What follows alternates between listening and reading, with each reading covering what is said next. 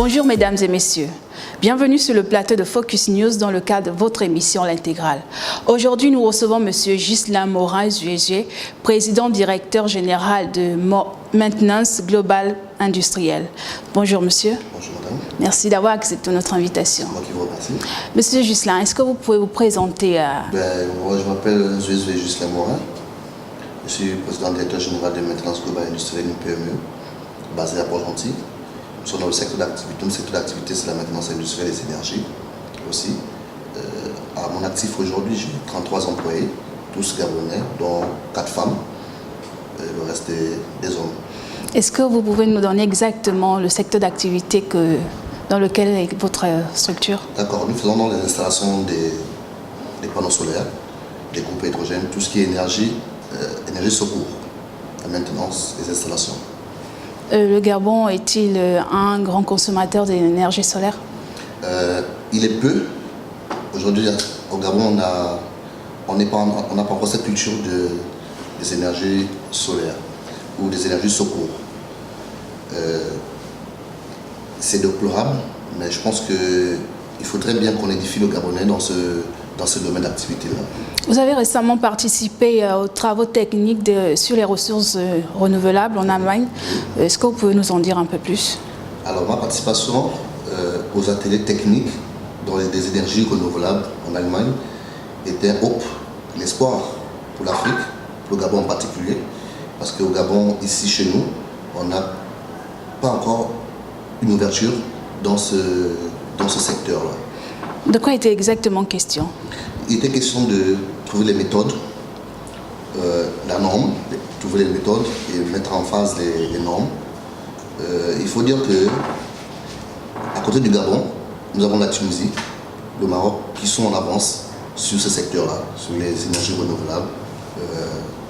Et vraiment, en Afrique, au Gabon ou à côté au Congo, en Côte d'Ivoire, on n'a pas encore cette culture des énergies. Pensez-vous qu'avec le temps, le Gabon puisse suivre l'exemple des pays amis? Oui, le Gabon c'est fort possible que le Gabon puisse suivre l'exemple, mais le problème reste l'homme.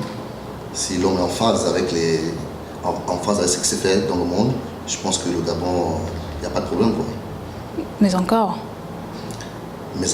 on peut faire mieux. D'accord. Vous étiez en Côte d'Ivoire également, où vous avez reçu un brevet de consultant. Oui. Est-ce que vous pouvez nous en parler? Alors, ce brevet, il faut dire que j'ai répondu à un appel à candidature d'un grand cabinet qui régit des managers africains. J'étais présélectionné et j'ai été sélectionné pour être consultant en maintenance industrielle pour les énergies renouvelables. Quel est l'apport du Gabon? C'est-à-dire qu'est-ce que le Gabon va gagner dans ces brevets? Très belle question. Ce que le Gabon gagne, c'est une ressource humaine qualifiée, compétente, qui va accompagner le Gabon dans le secteur des énergies renouvelables, dans le secteur des énergies simples ou tout ce qui est industriel. Après, derrière, en tant que consultant, je vais accompagner la BAD, la Banque mondiale, dans les projets en Afrique, sur les énergies renouvelables. Est-ce que ces projets rentreront également dans le cadre de l'entrepreneuriat, des jeunes en particulier? Oui. Comme je disais en prélude, le problème n'est pas l'argent. D'accord. Le problème, c'est la ressource humaine. La Banque mondiale, la BAD, ils sont très favorables à accompagner les entrepreneurs, accompagner les Africains dans les projets, mais il faut les ressources. À quand le lancement du projet? À quand vous allez commencer les travaux exactement quand? Après, j'attends que la BAD ou que le Gabon m'invite aux ateliers. J'apporterai ma pierre à l'édifice Gabon industriel. D'accord. Quel est le message que vous pouvez lancer à l'endroit des jeunes Gabonais aujourd'hui? Alors, je dirais à mes frères gabonais, en particulier, et les Africains, leur dire de se former. Parce que le monde aujourd'hui, c'est un monde compétitif. Et pour être en phase avec la compétition, il faut se former, chacun de nous dans son domaine d'activité. Aussi, ne pas se décourager. L'entrepreneuriat, c'est le risque. Il faut risquer, il faut oser. D'accord. Monsieur Ghislain Morin, est-ce que vous avez un mot de fin? Oui. Je dirais que mon mot de fin, c'était Celui qui pense que la formation coûte cher n'a aucune idée de ce que ça lui coûterait mes compétences.